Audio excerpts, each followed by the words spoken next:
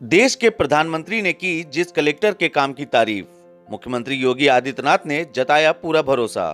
बाराबंकी के जिलाधिकारी डॉक्टर आदर्श सिंह आज आपको खुद बताएंगे अपनी रोचक जीवन यात्रा के बारे में। इंडियन ओपिनियन के खास कार्यक्रम लोक सेवक में देखिए 2007 बैच के आईएएस अफसर और बाराबंकी के जिला अधिकारी डॉक्टर आदर्श सिंह का अभूतपूर्व साक्षात्कार।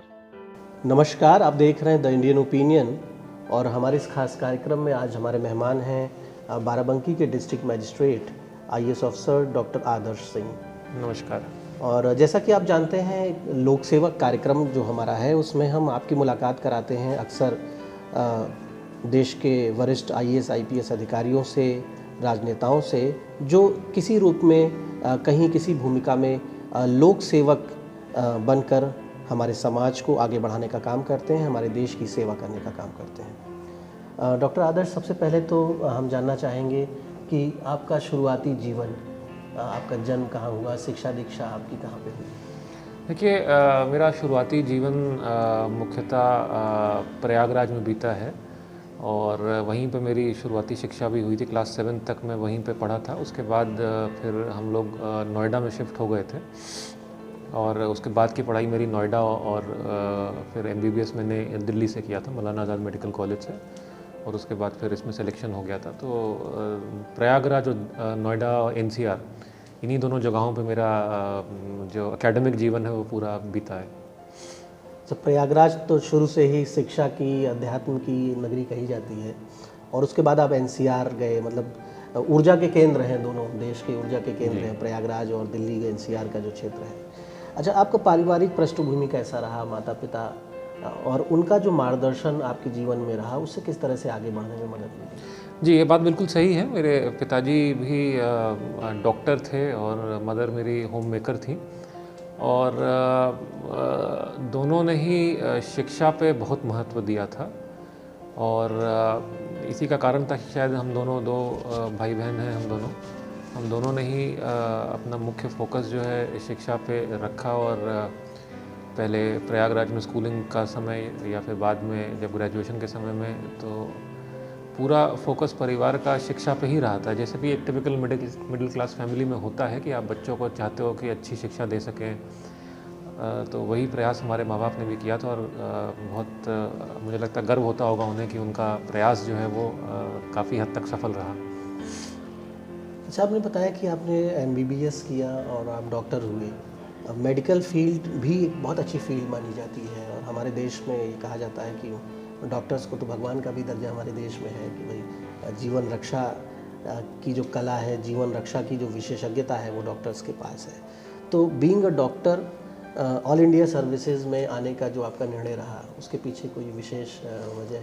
आपके इस प्रश्न से मुझे अपने यूपीएससी का इंटरव्यू आ गया, क्योंकि यूपीएससी के इंटरव्यू के पहले ये प्रश्न किसी भी प्रोफेशनल के लिए, जो भी इंजीनियर या डॉक्टर यूपीएससी का एग्ज़ाम देता है, उसे इस प्रश्न की तैयारी बहुत अच्छी तरीके से करनी होती है। क्योंकि वास्तव में इस प्रश्न का कोई सही जवाब नहीं हो सकता है। अगर ईमानदारी से पूछें तो एक एप्टीट्यूड की बात होती है, इसमें कोई दो राय नहीं है कि मैं अभी भी मानता हूँ कि डॉक्टरी का प्रोफेशन वाकई, जैसे कहते हैं, इट इज़ नेक्स्ट टू, मतलब आप भगवान का दर्जा दिया जाता है डॉक्टरों को। और सही बात भी, हमने इस महामारी में देखा है कि चाहे प्राइवेट डॉक्टर हों चाहे सरकारी डॉक्टर हों, लोगों ने उनको भगवान का दर्जा दिया, और उन्होंने कार्य भी ऐसा किया है लोगों की जान बचाने का, अपनी जान जोखिम में डालकर।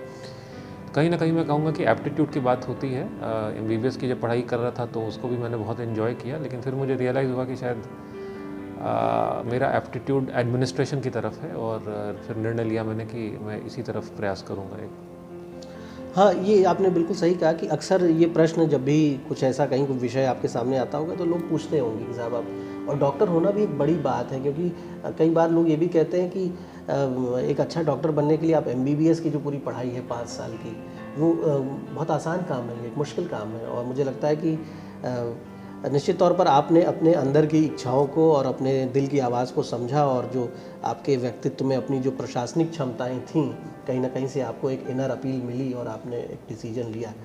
ऑल इंडिया सर्विसेज में आने के बाद, और जिस तरह से हम सभी जानते हैं कि भारत की सबसे प्रतिष्ठित सेवाएं हैं ये, और इन सेवाओं की जो अपनी इनका जो ग्लैमर है और इनका एक अपना जो क्रेज है युवाओं में, उसकी एक बड़ी वजह है कि देश के लिए बहुत कुछ करने का अवसर है इन सेवाओं में आने के बाद। अब राज्य की नीति निर्माण में भी आपकी सहभागिता होती है, योजनाओं को धरातल पे लागू करने में आपकी बड़ी भूमिका होती है।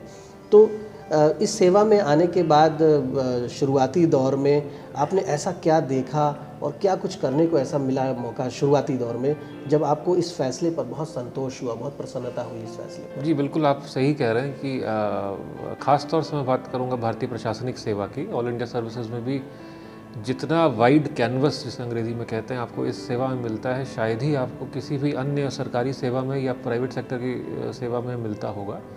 शुरुआत से ही आप बतौर आपकी पहली पोस्टिंग एसडीएम के रूप में होती है और उसी में आपको आए दिन ऐसे अवसर मिलते हैं, ऐसे मौके मिलते हैं जिसमें आपको वास्तविक संतुष्टि मिलती है कि आप किसी के जीवन में कुछ महत्वपूर्ण अंतर ला सके हैं, सकारात्मक अंतर ला सके हैं। आप किसी को अगर एक पट्टा ही दे रहे हैं, किसी निर्धन व्यक्ति को आपने एक आवासीय पट्टा दिया, तो आपने उसके पूरे जीवन के लिए उसको छत मिल सकती है, उसको घर मिल सकता है और कई पुश्तों के लिए उसको घर मिल सकता है। इससे बड़ी संतुष्टि और क्या हो सकती है। तो मुझे ये लगता है कि हर एक व्यक्ति जिसे ये सौभाग्य प्राप्त हुआ है प्रशासनिक सेवा में, चाहे वो आईएएस हो, चाहे पीसीएस हो, चाहे और अन्य भी सेवाएं हों, उसे इस बात का हमेशा ध्यान रखना चाहिए कि वो जब हम सेवा में नहीं आते हैं, जब हम तैयारी करते हैं, हम तब जो सिद्धांत हमारे आदर्श होते हैं, कहीं ना कहीं सेवा में आने के बाद वो धीरे धीरे धूमिल होते जाते हैं। और मेरा तो यही प्रयास रहता है कि उन सिद्धांतों को, आदर्शों को हम रोज़ स्मरण करें और प्रयास करें कि उन पे हम खरे उतरें। ये बड़ी महत्वपूर्ण बात आपने कही है और एक सच्चाई आपने स्वीकार किया है सच्चाई को, कि जो आदर्श शुरुआत में होते हैं, जो एक कमिटमेंट लेवल होता है कि साहब हम आईएएस बन रहे हैं तो हम देश के लिए अच्छा करेंगे, देश की जनता के लिए, गरीबों के उत्थान के लिए काम करेंगे, पूरी ईमानदारी से काम करेंगे, संविधान को अपने मन में रखेंगे। लेकिन धीरे धीरे धूमिल हो जाती हैं, वो संकल्प कमज़ोर पड़ जाते हैं। और एक कटु सत्य है, अक्सर हमारे सामने ऐसे वाक़ये आते हैं कि साहब कोई आईएएस अधिकारी कहीं किसी मामले में कोई सस्पेंड हो रहे हैं, उनकी जांच हो रही है, अरेस्ट हो रहे हैं। अभी आपने देखा होगा उत्तर प्रदेश में 2 आईपीएस ऑफिसर्स ऐसे हैं, एक दुर्भाग्य है हमारी व्यवस्था का कि उन्हें वो पुलिस के ही सीनियर आईपीएस हैं और पुलिस उन्हें ढूंढ रही है, उनकी गिरफ्तारी के प्रयास हो रहे हैं, वो भी ऑल इंडिया सर्विसेज के पार्ट हैं। ऐसी विसंगतियाँ जो हैं वो किस तरह से मन को चोट पहुंचाती हैं एक अधिकारी के रूप में? कैसा लगता है जब ये सब बातें सामने आती हैं? नहीं, स्वाभाविक है, इस प्रकार की जब बातें होती हैं तो आपका मोरल कहीं ना कहीं डाउन होता है, शिथिल होता है। लेकिन जैसे मैंने कहा कि मैं हमेशा ये मानता हूँ कि हम लोग जो लोग सेवा में आए हैं, हम लोग समाज का ही हिस्सा हैं। तो जो नैतिकता, जो सिद्धांत, जो आदर्श समाज में, जन सामान्य में है, वही उसी का रिफ्लेक्शन है। हम कोई अलग से कहीं से हम नहीं आए हैं। तो जैसे ये बात हम सब मानते हैं कि शायद कहीं ना कहीं धीरे धीरे समाज में जो नैतिकताएं हमें, अगर हम एक उदाहरण लें, आज़ादी के समय में जो नैतिकता होती थी हम सब में, उसमें कहीं ना कहीं किसी न किसी कारण से कमी आई और उसी का कुछ शायद रिफ्लेक्शन है कि हमारी सेवाओं में भी ऐसे इंसिडेंसेस होते हैं, ऐसे प्रकरण होते हैं। लेकिन मुझे संतोष का विषय ये है कि ये अभी भी अपवाद स्वरूप है। अगर आप देखेंगे तो अधिकांश हमारे अधिकारी ऐसे हैं जो कि कभी भी हाईलाइट नहीं होते हैं, कभी भी वो मेन स्ट्रीम मीडिया में या किसी में भी उनकी कोई इच्छा नहीं होती है। वो पर्दे के पीछे रह के काम करते हैं और बहुत असाधारण कार्य करते हैं। इस पूरी कोविड महामारी में भी आपने देखा होगा कि कई ऐसे लोग थे, कईयों का तो खैर उनके कार्य को सराहा भी गया है, वो जन सामान्य के बीच आए थे, लेकिन उससे कहीं ज़्यादा ऐसे कार्य थे, ऐसे लोग थे जो कि पर्दे के पीछे रह के भी उन्होंने बहुत अच्छा काम किया था। निश्चित तौर पे आईएएस सेवाएं, ऑल इंडिया सर्विसेज हमारी देश की जो प्रशासनिक व्यवस्था है उसकी रीढ़ का काम करती हैं। उसका पूरा जो स्ट्रक्चर है वो आप लोगों के कंधों पर टिका है, पूरा जो व्यवस्था है हमारी। और आपकी भूमिका को कतई, आपकी भूमिका से इनकार नहीं किया जा सकता, उसको कमतर आंका नहीं जा सकता है। और पूरा देश ये मानता है कि हमारे ऑफिसर्स, हमारे लोक सेवक विषम परिस्थितियों में, किसी भी क्षेत्र में हो, वो काम करते हैं, वो त्याग करते हैं, बलिदान करते हैं। कोविड में हमारे कुछ आईएएस ऑफिसर्स की भी जान गई है, ये भी एक बहुत ही दुखदाई पहलू रहा है, क्योंकि वो फ्रंट पे जाके काम कर रहे थे, बीमार भी हुए कई लोग। डीएम साहब, हम आर्थिक भ्रष्टाचार को अगर अलग कर दें, और बहुत से अफसर्स बड़े ईमानदार होते हैं और और ये देखने में आता है कि उनकी ईमानदारी पर किसी को संशय नहीं है कि वो बहुत ईमानदार है, लेकिन उनका जो व्यवहार है कई बार उसको लेकर प्रश्न खड़े होते हैं। कुछ दिनों पहले एक रायबरेली में घटना हुई थी, एक डिस्ट्रिक्ट मजिस्ट्रेट ने हाथ उठा दिया था किसी के ऊपर या उन्हें धक्का दे दिया। ऐसी बातें होती हैं, कई जनपदों से आती हैं कि साहब व्यवहार अच्छा नहीं है, बात ठीक से नहीं करते हैं, डांट देते हैं, मिलते नहीं लोगों से प्रेम से, विनम्रता का अभाव है। जबकि जो लोक सेवक की परिकल्पना हमारे संविधान में नीति निर्माताओं ने की है, उसमें ये कहा जाता है साहब कि लोक सेवक, अंग्रेजी में कहें तो पब्लिक सर्वेंट, आपको जनता के फंड से सारी सुविधाएं दी जाती हैं, तो ये अपेक्षा की जाती है कि आपका व्यवहार विनम्र हो, आप लोगों से प्रेम से मिलें, अधिक से अधिक लोगों की मदद करने का प्रयास करें। लेकिन कुछ अफसरों में एक प्रवृत्ति देखी जा रही है कि वो लोक सेवक नहीं बन पाते हैं, शासक बन जाते हैं। ये भी एक सच्चाई है जो कई घटनाओं के माध्यम से सामने आती है। आप अपने जीवन में ये इन विषयों को लेकर किस तरह के मूल्यों को निर्धारित करते हैं और युवा अफसरों को आपका क्या सुझाव है?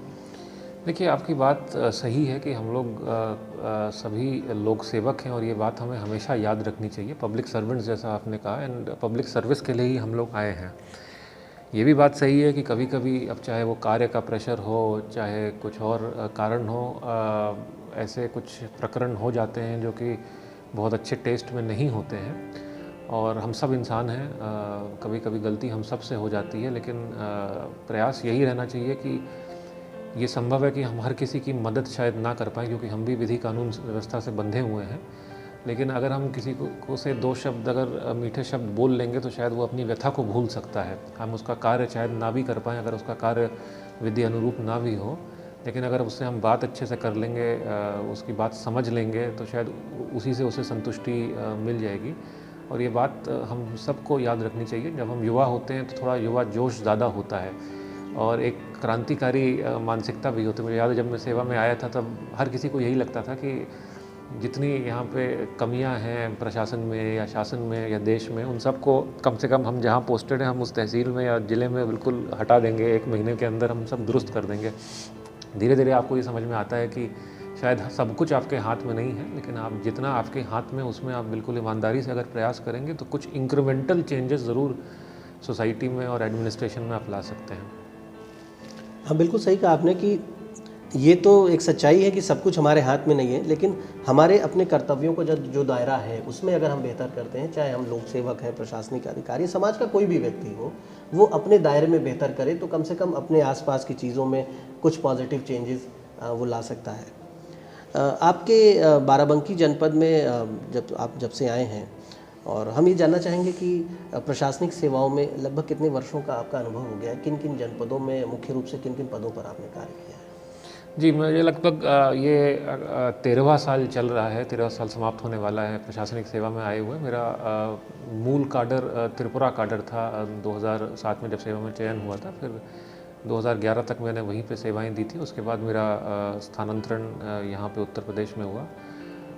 उत्तर प्रदेश में मैं इससे पहले 3 अन्य ज़िलों में जिलाधिकारी के रूप में कार्य कर चुका हूँ, प्रतापगढ़ में, चित्रकूट में और कन्नौज में। और बीच में मैं काफ़ी समय तक सचिवालय में भी रहा हूँ। इस तैनाती से पहले, बाराबंकी से पहले, मैं माननीय मुख्यमंत्री जी के कार्यालय में विशेष सचिव के रूप में तैनात था। और उसके पहले मैं ग्राम विकास विभाग में विशेष सचिव और ग्रामीण आजीविका मिशन देख रहा था। तो मैं कहूँगा एक मिक्स्ड बैग रहा है। मुझे अच्छा एक्सपोजर सचिवालय का भी मिला है, जो कि बहुत ज़रूरी, और फील्ड का भी एक अच्छा एक्सपोजर मुझे प्राप्त हुआ है। हाँ, व्यापक अनुभव 13 वर्ष बहुत होते हैं कुछ, और 13 वर्ष में एक अपनी कार्यशैली ज़रूर निर्धारित हो जाती है जब आप कहीं भी जाते होंगे तो, और लोग भी आपके बारे में कहते होंगे कि साहब देखिए ये डीएम साहब ऐसे हैं, क्योंकि 13 साल का समय और अनुभव भी हो गया है। लगभग शासन में आपने काम किया तो वहाँ तो सारे विभागों की समीक्षा होती है, हर विभाग की कार्यशैली से आप परिचित हो गए। बाराबंकी में आप जब से आए हैं, इस ज़िले की क्या प्रमुख चुनौतियाँ हैं, क्या चैलेंजेस हैं यहाँ पर, जिनको आपने केंद्र में रखा जब आप काम करते हैं डीएम की कुर्सी पे बैठ के? तो यहाँ कौन सी वो महत्वपूर्ण विषय हैं जिनको आपको लगता है कि इन विषयों में समाधान होना चाहिए, और इस ज़िले की प्रगति में जो आपको लगता है कि बाधाएं हैं या चुनौतियाँ हैं? देखिए, सबसे बड़ी चुनौती, प्रशासनिक चुनौती तो मैं अगर कहूँगा तो वो ये है कि बाराबंकी लखनऊ का सबसे निकटवर्ती ज़िला है। जी। तो मेरी सबसे बड़ी चुनौती तो ये रहती है, क्योंकि अधिकांश हमारे अधिकारी जो हैं वो ज़ाहिर सी बात है कि घर उनके लखनऊ में है, तो वो लखनऊ जाना चाहते हैं जब कार्य समाप्त हो जाता है, कार्यालय बंद हो जाता है। तो ये एक बड़ा मैं कहूँगा फ़ाइन बैलेंस मेंटेन करना के चलना पड़ता है कि आपकी फैमिली लाइफ भी सफ़र ना हो और आप सरकारी कार्य के प्रति भी आप समय दे सकें। और उसके बाद मैं कहूँगा कि बाराबंकी एग्रीकल्चरली बहुत ही प्रॉस्परस ज़िला है, और ना केवल यहाँ की सॉइल बहुत फर्टाइल है, बल्कि यहाँ पे लोग भी विभिन्न प्रकार की खेती इत्यादि करते हैं। लेकिन हमारा चैलेंज ये है कि हम शायद कहीं ना कहीं अभी भी उनको बहुत अच्छा मार्केट दे पाने में सफल उतना नहीं हो पा रहे हैं। लखनऊ ज़रूर नज़दीक है, लेकिन मुझे लगता है एक लॉन्ग टर्म हमारी प्लानिंग विजन होना चाहिए, ना केवल एग्रीकल्चर डिपार्टमेंट का बल्कि प्रशासन का भी और हमारे कृषकों का भी, जो भी हमारे अग्रणी कृषक हैं, कि कैसे हम ये सुनिश्चित करें कि जो भी यहाँ प्रोड्यूस हो रहा है, क्योंकि बहुत हाई क्वालिटी का प्रोड्यूस हो रहा है और बहुत ही ऐसा प्रोड्यूस हो रहा है, स्ट्रॉबेरी से लेके ऐसी मशरूम्स जैसी चीज़ें जो कि आप देखेंगे पूर्वांचल के अन्य जनपदों में इस स्तर पर नहीं होती हैं। तो उनको हम सही मार्केट कैसे दे सकें, जो हमारा बेसिकली ये एग्रीकल्चर इंटेंसिव डिस्ट्रिक्ट है, तो उसी के दिशा में एक चैलेंज है। और ये विथ टाइम मुझे लगता है कि हम लोग कोशिश करेंगे कि कैसे खेती को अगर हम इसे उद्योग का रूप दे दें, और जैसा कि आपने कहा कि बाराबंकी में किसान बड़े प्रयोगवादी हैं, नए नए प्रयोग करते हैं और वो अपने आप में मास्टर हैं अपनी फील्ड के। और हमारे ज़िले में ऐसे बहुत से किसान हैं जिन्होंने राष्ट्रीय स्तर पर नाम कमाया है। उन्हें मार्केट देना, उनके प्रोडक्ट्स की अच्छी कीमत उन्हें देना, ये एक बड़ा विषय है और आपने इस विषय को गंभीरता से लिया भी है। इसके लिए जैसे हम फूड प्रोसेसिंग पर अगर हम काम करें, हमारे यहाँ आलू बहुत अच्छा होता है, बाराबंकी में आलू की अच्छी खेती है। और जैसे केला काफ़ी यहाँ पर होता है, लेकिन ट्रकों में लग के बाहर चला जाता है। उसकी वास्तविक जो उसका लाभ है, जो उससे आय होती है, वो बाहर के व्यापारियों के हाथ में चली जाती है। तो इस दिशा में क्या कुछ प्रयास हो रहे हैं कि हम कुछ फूड प्रोसेसिंग यूनिट्स यहाँ पे लगा दें, जिससे कि हम जो हमारा मटेरियल एग्रीकल्चरल प्रोडक्ट आ रहा है उसे हम प्रोसेस करके कंज्यूम करने की स्थिति में, मार्केट में जो है बेचने की स्थिति में ले आएँ और अधिक आय का जो हिस्सा है, जो लाभ का हिस्सा है, वो हम किसानों को ज़्यादा से ज़्यादा ट्रांसफ़र कर सकें। देखिए, जैसा मैंने कहा, ये फूड प्रोसेसिंग बहुत ज़रूरी है, यहाँ की नीड है, बहुत लॉन्ग फेल्ट नीड है। और मुझे लगता है कि इस दिशा में प्रयास पहले भी हुए हैं और अभी भी चल रहे होंगे। अगर प्राइवेट सेक्टर में ये पहल होती तो मुझे लगता है ज़्यादा सार्थक होगी, क्योंकि अगर प्राइवेट सेक्टर में पहल होती है तो वो ऑर्गेनिकली फेल्ट नीड से बॉटम अप अप्रोच से आती है। अगर विभाग की तरफ से होती है, सरकार की तरफ से होती है, तो उसको बाई इन करना पड़ता है, किसानों को देखना पड़ता है, और अपने सीमित संसाधन होते हैं शासन प्रशासन के पास। तो मुझे ये लगता है कि यहाँ पे ना केवल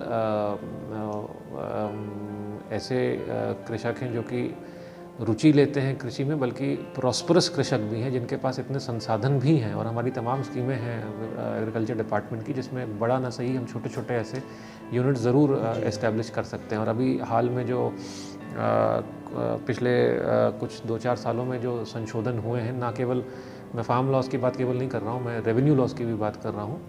कृषकों की जो अपनी भूमि होती है उसके संबंध में भी जो बहुत फार रीचिंग संशोधन हुए हैं, उससे भी मुझे लगता है कि सहूलियत मिलेगी अगर इस प्रकार के हमारे कुछ अग्रणी कृषक चाहें और इस प्रकार की यूनिट्स लगाएं।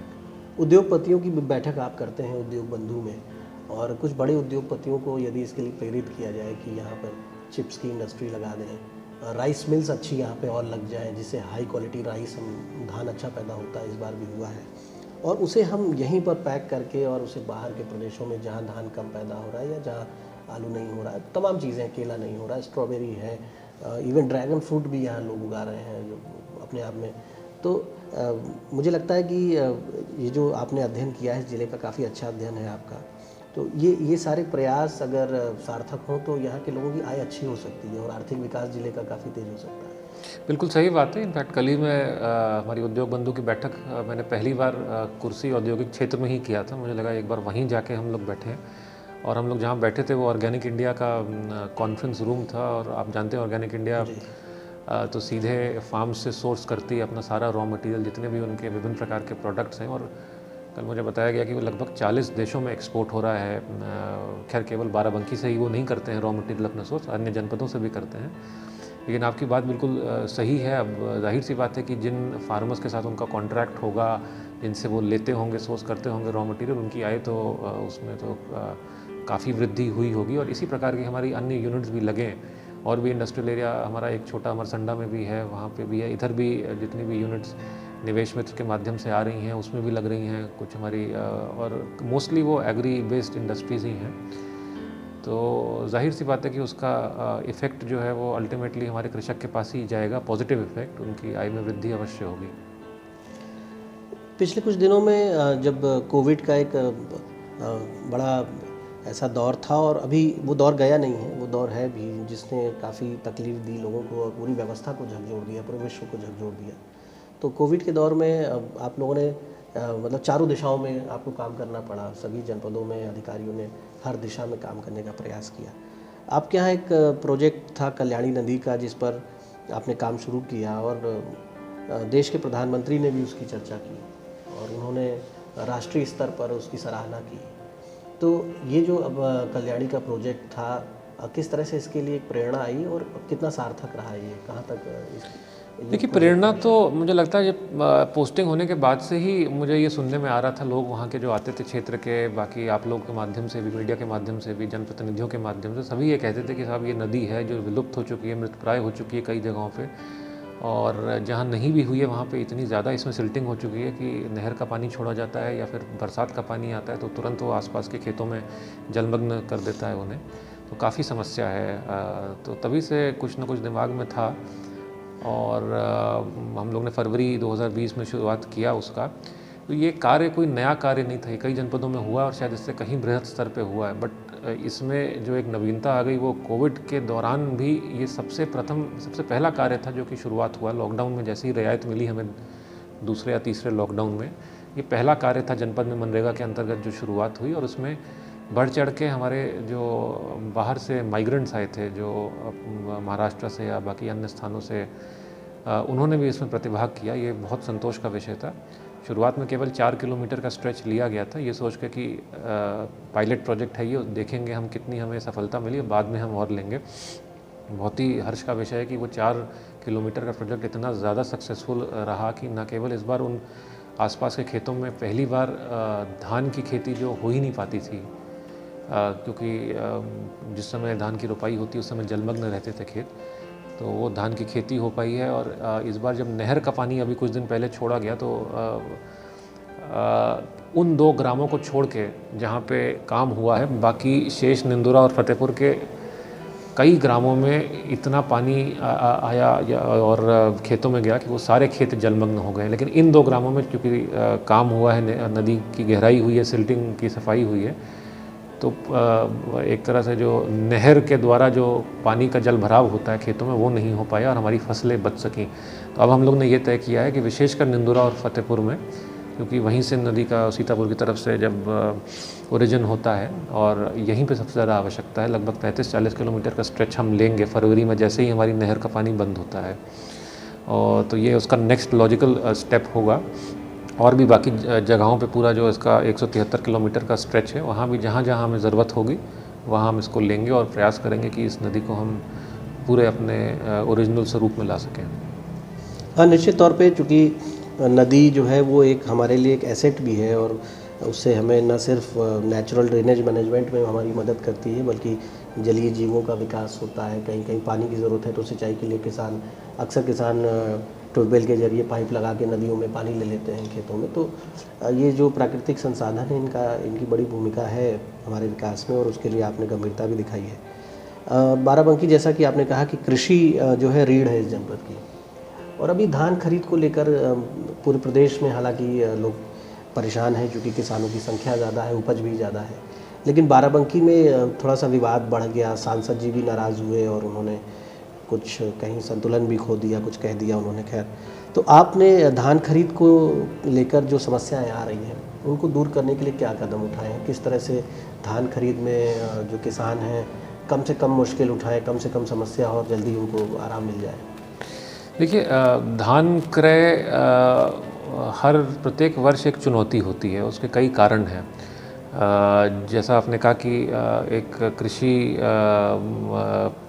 प्रधान जिला है ये, और यहाँ पे धान की बहुत अच्छी फसल होती है। और इस बार भी क्योंकि बारिश इतनी अच्छी हुई थी और क्योंकि हमारे मैं कहूँगा कि जो और अल्टरनेट वोकेशंस थे वो अवेलेबल नहीं थे कोविड के कारण, बाहर से भी लोग हमारे आए थे, तो बहुत अच्छी फसल हुई है, क्षेत्रफल भी बड़ा है, सब कुछ हुआ है, उत्पादन बहुत अच्छा हुआ है।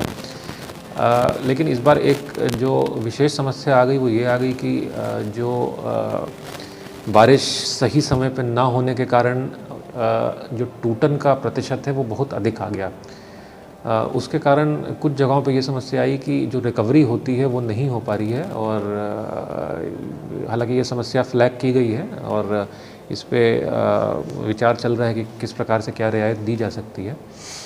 हम लोग ने शुरू से ही ये एक सिद्धांत बनाया था कि हमारा कोई भी कृषक, विशेषकर हमारा छोटा कृषक जो है जिसका उत्पादन 50 से 60 क्विंटल के बीच में हुआ है या 70 क्विंटल तक हुआ है, महिला हमारी कृषक है, या फिर कोई भी ऐसा व्यक्ति जो कि जिसे कि धनराशि की बहुत तत्कालिक आवश्यकता हो सकता है, उसके परिवार में कोई शादी हो, कोई और बीमारी हो, उसको हम प्राथमिकता देंगे। उसके लिए हमने यहाँ पे कलेक्ट्रेट में ही अपना एक डेडिकेटेड कॉल सेंटर नंबर भी बनाया था और वो 24 घंटे क्रियाशील है। कोई भी व्यक्ति जिसे समस्या आ रही है वो उस पर फ़ोन कर सकता है।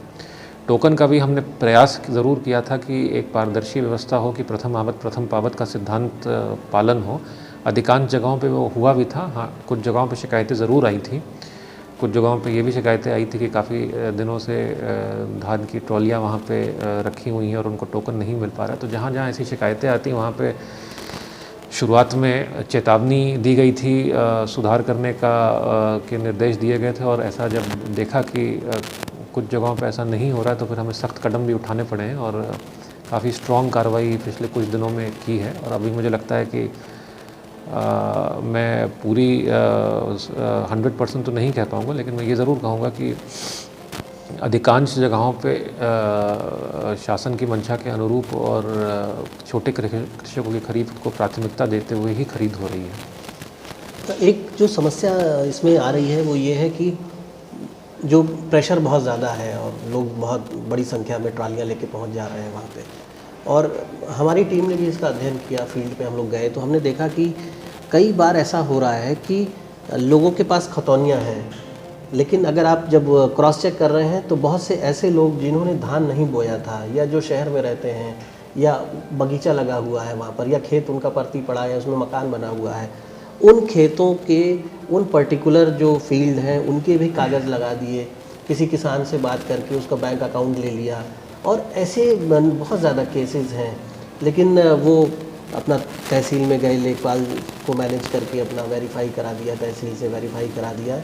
और लोगों ने इसमें भी बिल्कुल जैसे कि गन्ने की खरीद में होता है, आपको भी अनुभव होगा इसका, कि एक रैकेट टाइप का बन जाता है और जो बेचारे छोटे किसान हैं वो बहुत कम कीमत पे अपना गन्ना या अपना धान गेहूँ दे देते हैं और एमएसपी का लाभ लेने के लिए एक माफिया स्ट्रक्चर तैयार हो जाता है। वो 100, 200, 500 कुंटल, 1000, 2000 कुंटल इस तरह से करके वो लैंड रिकॉर्ड्स उन किसानों से ले लेते हैं, उनके बैंक अकाउंट, और फिर उनको 100 रुपये प्रति कुंटल, 200 रुपये कुंटल का लालच देके उनके ही अकाउंट से पैसे निकलवा लेते हैं। तो इसमें किसान भी कुछ लालचवश या कहीं ना कहीं एक सामाजिक भ्रष्टाचार तो अब सामाजिक हो ही चुका है देश में, एक कड़वी सच्चाई है।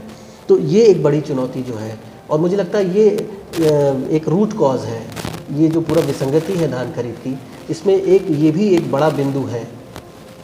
जी, ये बात सही है। जैसे मैंने कहा बहुत सारे फैक्टर्स हैं। धान क्रय हमेशा से एक चुनौतीपूर्ण इशू ये रहता है और इसमें कुछ फैक्टर्स तो हैं जो हमारे कंट्रोल में हैं। हमारा ये दायित्व है हमारा कि जो भी हमारा क्रय केंद्र संचालन हो रहा है उसमें पूरी तरीके से शासन की मंशा के अनुरूप ही संचालन हो, उसमें कोई गड़बड़ी ना की जाए और अगर की जाती तो उसमें सख्त से सख्त कार्रवाई की जाए। लेकिन आपने जैसा बताया कुछ एक्सटर्नल फैक्टर्स भी हैं जिसमें शायद जैसे ये रिपोर्टिंग वाला जो फैक्टर है कि उसमें फील्ड पे जाके देखा जाए कि साहब इसने वाकई में इसने धान बोया है कि नहीं, कितने बीघे में बोया है, कितने एकड़ में बोया है। अब उसमें एक्चुअली जो निर्देश हैं वो कि और ये निर्देश भी इस वजह से ताकि प्रोसेस को थोड़ा सरल किया जाए, बहुत ज़्यादा इसको पेचीदा ना किया जाए और लोगों को तकलीफ़ ना हो। तो उसमें यह है कि एक मात्रा तक अगर आपका उत्पादन हुआ है तो उसमें वेरिफिकेशन की आवश्यकता नहीं है, केवल रजिस्ट्रेशन की आवश्यकता। मुझे लगता है शायद 100 क्विंटल तक का अगर आपका उत्पादन है आपके एक किसान का, तो केवल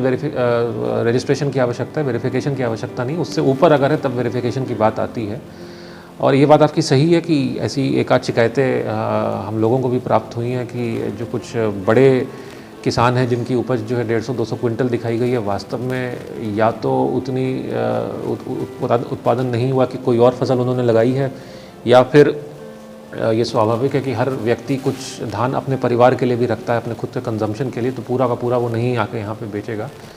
तो ये बिल्कुल है, संभावनाएं हैं। जो शिकायतें आती हैं उसमें हम लोग करते हैं, कार्रवाई भी करते हैं जहाँ पे भी ये प्रमाणित पाई जाती हैं, और ऐसे लोगों के खिलाफ़ भी हम लोग कार्रवाई करते हैं।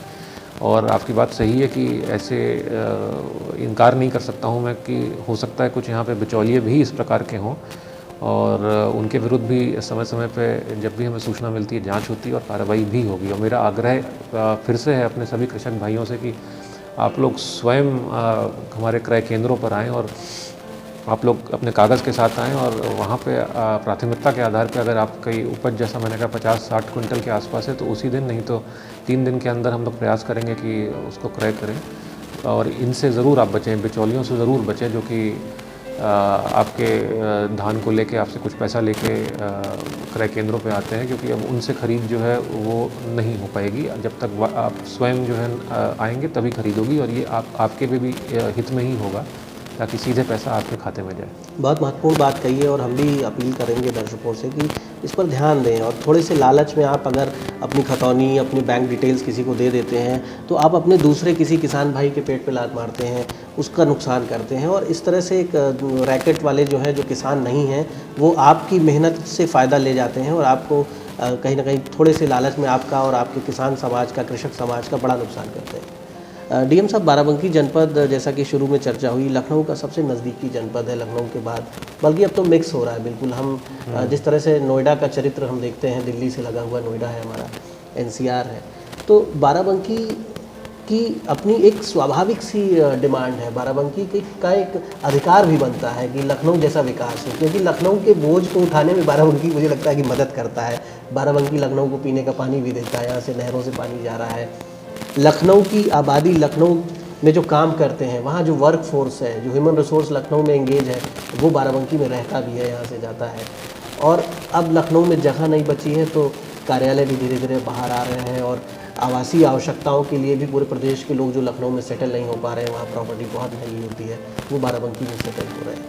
तो एक वेल प्लान डेवलपमेंट को लेकर आपका क्या विजन है?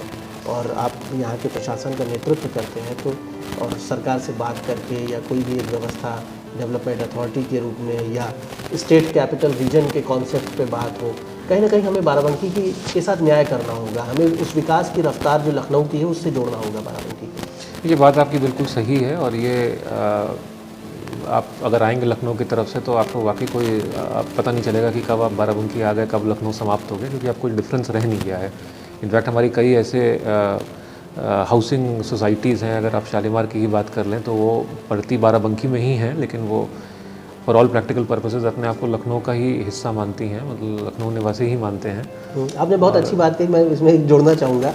कुछ लोग यहाँ बाराबंकी में हैं, एक रामस्वरूप यूनिवर्सिटी है यहाँ पर, और भी कई संस्थान हैं, लेकिन वो अपने डेडलाइन में बाराबंकी नहीं लिखते हैं, लखनऊ लिखते हैं, जबकि they are situated in Barabanki, they are availing the facilities of Barabanki, but they declare that they are in Lucknow. So because वो लखनऊ का जो क्रेज है, जो ग्लैमर है स्टेट कैपिटल का, वो उस ग्लैमर को फुलफिल तो कर रहा है बाराबंकी, लेकिन बाराबंकी को उसका अधिकार नहीं मिल रहा है। वो विकास की सुविधाएं, वो रफ्तार, वो एम्प्लॉयमेंट के अवसर, वेल प्लान्ड अर्बन डेवलपमेंट। जी नहीं, प्रयास तो हो रहा है। अभी हाल में ही मुझे लगता है कल या परसों ही हमारे नगर पालिका जो है उसका भी सीमा विस्तार हुआ है जी। लेकिन आपकी बात सही है, इसमें काफ़ी प्रयास किए जा रहे हैं कि या तो यहाँ पे एक डेडिकेटेड विकास प्राधिकरण की स्थापना हो जाए, या फिर ये कुछ एक रेडिकल थॉट ये भी है कि ये एलडीए का ही इसका कुछ एरिया जो है बढ़ा के बाराबंकी का वो एलडीए में ही सम्मिलित कर लिया जाए, या फिर हमारी नगर पालिका परिषद की सीमाएँ और बढ़ा दें, क्योंकि एक तरह से नगर हमारा सफ़ेदाबाद तक आ चुका। शालीमार पैराडाइज की अभी मैं बात कर रहा था, वो अभी भी वो ग्रामीण क्षेत्र में आता है, तो हम नगरीय सेवा जो है वहाँ पे हम उपलब्ध नहीं करा पा रहे हैं। विनियमित क्षेत्र भी हमारा है, तो उसको भी कैसे हम विस्तार उसका कर सकते हैं और अल्टीमेटली ये सुनिश्चित करें, जैसा आप कह रहे हैं, कि जब व्यक्ति लखनऊ छोड़े और यहाँ तक आए बाराबंकी तक, तो एक कंटिन्यूम मिले और जो सुविधाएं उसको लखनऊ में मिल रही हैं या बाराबंकी नगर पालिका परिषद में मिल रही हैं, वो बीच का जो एक गैप पड़ रहा है जी। उसमें कैसे मिले, इस बारे में बहुत गहन विचार चल रहा है। मुझे व्यक्तिगत जानकारी है और मुझे लगता है कि आने वाले समय में इसमें हम कुछ सकारात्मक देखेंगे जो निर्देश हमें प्राप्त होंगे शासन से। नहीं, बहुत अच्छा होगा, क्योंकि बाराबंकी जो है वो लखनऊ के कंधे से कंधा मिलाकर अपने दायित्व पूरे कर रहा है, तो बाराबंकी को उसके विकास के अवसरों से भी जोड़ा जाए। 13 वर्ष आपको हो गए हैं प्रशासनिक सेवा में और बहुत जल्दी ही आप सचिव स्तर पर जाएंगे और मंडलायुक्त के रूप में, आयुक्त के रूप में दायित्व, विभिन्न प्रकार के दायित्व हैं विभागों के, शासन के और क्षेत्र में भी। तो अब इस सेवा में आपको क्या लगता है कि वो एक सर्वोच्च स्तर संतुष्टि का क्या होता है एक IAS अफसर के लिए इस समय सेवा में आने के बाद, कि जब ये लगता है कि नहीं, हम अपनी सेवा के साथ हमने पूरा न्याय किया और जिन सपनों को लेकर आए थे सेवा में, वो सपने पूरे हो गए? जैसा मैंने कहा कि ये अवसर, ये मौका आपको प्रतिदिन प्राप्त होता है। आपके अगर मानक ये हैं कि आप एक छोटे से छोटे कार्य में भी संतुष्टि अगर प्राप्त कर सकते हैं, तो वो अवसर, मौका आपको प्रतिदिन प्राप्त होता है। आप रोज़ कुछ ना कुछ ऐसा कार्य करते हैं जिससे कि किसी के जीवन में कुछ ना कुछ सकारात्मक परिवर्तन आता है, चाहे आप किसी भी पोस्ट पे हों। जाहिर सी बात है, जब आप फील्ड में रहते हैं जिलाधिकारी के रूप में या SDM के रूप में, तो ज़्यादा ऐसे अवसर प्राप्त होते हैं। जब आप सचिवालय में रहते हैं तब आप नीतिगत निर्णयों से इस प्रकार के परिवर्तन ला सकते हैं।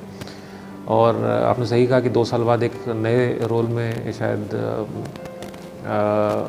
मैं अपने आप को देखूंगा जब सचिव स्तर पे प्रमोशन होगा, और उसके अपने अलग चैलेंजेस होंगे, लेकिन आई एम श्योर उसके अलग अपने सेटिस्फैक्शन लेवल्स भी उसी अनुपात में होंगे। DM साहब, आपका जो भी कार्यकाल रहा और अभी तक जनपद बाराबंकी में या प्रतापगढ़ में और जिन जनपदों में भी आपने काम किया, निश्चित तौर पर आपकी एक अनुशासित अधिकारी की छवि है और एक प्रशासन में भी आप लोगों को इस तरह का एक माहौल बनाते हैं कि अनुशासन जो है, डिसिप्लिन सबके लिए ज़रूरी है। आप क्या देखते हैं कि अब इस सेवा में इतना समय बिताने के बाद और कौन से ऐसे की पॉइंट्स हैं हमारे इंडियन सिस्टम में या हमारे उत्तर प्रदेश की जो ब्यूरोक्रेसी है जहाँ पर हमें थोड़ा सा सुधार करने की ज़रूरत है? पहले तो मैं ये कहूँगा कि बहुत सौभाग्यशाली है यूपी में जो भी ब्यूरोक्रेट आता है, क्योंकि इतना वाइड कैनवस आपको मिलता है कार्य करने के लिए। और दूसरा, आपको अगर आप ईमानदारी से, कर्मठता से कार्य कर रहे हैं, तो पब्लिक का अफेक्शन, पब्लिक का सपोर्ट इतना ज़बरदस्त मिलता है, मुझे नहीं लगता कि किसी भी और प्रदेश में इतना मिलता है। तो ये प्रिविलेज मैं मानता हूँ सर्विस करना इस प्रदेश में, जो भी अधिकारी यहाँ तैनात होता है। और आप देखेंगे कि हमारे सर्विस में दक्षिण भारत से भी जो अधिकारी आते हैं, वो भी इस बात को मानते हैं कि शायद वो सेटिस्फैक्शन लेवल जो यहाँ पे होता है, शायद वो सेटिस्फैक्शन लेवल उन्हें अपने होम स्टेट में भी ना मिल सके। तो इस प्रिविलेज को मानते हुए हमें अपने आप को मतलब और भी ज़्यादा 200% डेडिकेशन से और एफर्ट से डेडिकेट करना चाहिए अपने आप को पब्लिक सर्विस के लिए, ताकि हम सही मायने में कुछ छोटा ही सही लेकिन एक सकारात्मक बदलाव ला सकें लोगों के जीवन में। एक अंतिम प्रश्न के साथ हम इस वार्ता को समाप्त करेंगे। अभी तक जो 13 वर्षों का कार्यकाल रहा ऑल इंडिया सर्विसेज में, कोई एक ऐसा विषय, कोई ऐसी घटना या कोई एक ऐसी उपलब्धि जिसमें आपको लगता हो कि जिसने सर्वाधिक संतुष्टि दी उस काम को करने के बाद, या विपरीत परिस्थितियाँ रही हो, आपने कोई निर्णय लिया हो जिसमें रिस्क भी इन्वॉल्व रहा हो, लेकिन अल्टीमेटली बहुत अच्छे परिणाम रहे हों समाज के लिए और स्वयं को भी लगा हो कि नहीं, ये बहुत अच्छा काम हो गया? वैसे तो ऐसे कई अवसर रहे हैं, लेकिन अगर मुझे एक चूज़ करना है तो वो अनडाउटेडली मैं प्रतापगढ़ में वर्ष 2017 में मार्च में जो विधानसभा चुनाव हुए थे उनका जिक्र ज़रूर करूँगा। आप सब जानते हैं कि प्रतापगढ़ में नॉर्मल टाइम्स में भी प्रशासन एक चुनौती होता है और चुनाव तो वहाँ पे इतना ज़्यादा सेंसिटिव होता है। मुझे याद है उस समय चुनाव आयोग की पूरी नज़र जो है, पूरा इलेक्शन कमीशन की पूरी नज़र प्रतापगढ़ पर ही थी। और इलेक्शन के 2 दिन पहले चुनाव आयोग ने ये निर्णय लिया कि हमारी 7 असेंबली कॉन्स्टिट्यूंसीज होती थी, प्रत्येक असेंबली कॉन्स्टिट्यूंसी में एक आईपीएस स्तर का एसपी स्तर का अधिकारी को विशेष रूप से भेजा गया एक प्लेटून पीएसी के साथ, जो कि एक तरह से चुनाव आयोग के डायरेक्ट सुपरविजन में कार्य करेगा, ये सुनिश्चित करने के लिए कि फ्री एंड फेयर इलेक्शंस है। और इसी से आप समझ सकते हैं कि शायद ही कभी इतिहास में कभी हुआ होगा कि किसी ज़िले में 7 एसपी, नॉर्मल एसपी के अतिरिक्त 7 एसपी स्तर के अधिकारी भेजे गए होंगे। तो वाकई वो एक बहुत ही अद्भुत चैलेंज था, क्योंकि हर एक प्रकार की जो मैं कहूँगा चुनौती चुनाव में हो सकती है, वो उस चुनाव में आपको देखने को मिली थी और उस चुनाव में हम सबको उससे जूझना पड़ा था। और जब अंततः उसका कल्मिनेशन हुआ वोटिंग के दिन, काउंटिंग के दिन रादर, काउंटिंग भी हमारी सबसे अंत में मुझे लगता है कि समाप्त हुई थी, क्योंकि जाहिर सी बात है कि काफ़ी हीटेड काउंटिंग थी वहाँ पे। लेकिन अल्टीमेटली सभी पक्ष संतुष्ट थे और सभी ने ये माना कि हाँ, इस बार चुनाव पारदर्शी तरीके से, ट्रांसपेरेंट तरीके से और जैसा होना चाहिए वैसा ही हुआ है। और उसकी तारीफ़ चुनाव आयोग ने भी की थी, सभी ने की थी। तो ये एक वाकई संतुष्टि का विषय था। और निश्चित तौर पर प्रतापगढ़ के बारे में पूरे देश में चर्चा होती है प्रतापगढ़ की, और कुंडा वहाँ पर है, वहाँ पर और भी ऐसी विधानसभाएं हैं, प्रमोद तिवारी जैसे नेता हैं, राजा भैया जैसे नेता हैं, तमाम ऐसे लीडर्स हैं जो चर्चित रहते हैं, और कुछ लोगों का क्रिमिनल बैकग्राउंड भी है। और वहाँ पर एक निष्पक्ष चुनाव कराना, डिसिप्लिन के साथ, अनुशासन के साथ आयोग की मंशा पर खरे उतरना एक बड़ी उपलब्धि है अपने आप में। तो आपने डॉक्टर आदर्श को सुना, और हम उम्मीद करते हैं कि आपका जो शेष कार्यकाल है बतौर IAS अफसर, आप उसमें भी सर्वश्रेष्ठ प्रदर्शन अपना करेंगे और देश की जनता को उसके विकास के अवसरों से जोड़ने में आप लगातार कामयाब रहेंगे। और जहां भी आप रहें, हमारी शुभकामनाएं आपको कि संविधान में जो लोक सेवक को लेकर जो मंशा प्रकट की गई है उस पर आप खरे उतरें। तो जल्द ही फिर मुलाकात होती है आपसे। लोक सेवक के अगले एपिसोड में किसी लोक सेवक से हम बात करेंगे और उनसे, उनकी विशेषताओं से आपको परिचित कराएंगे। धन्यवाद।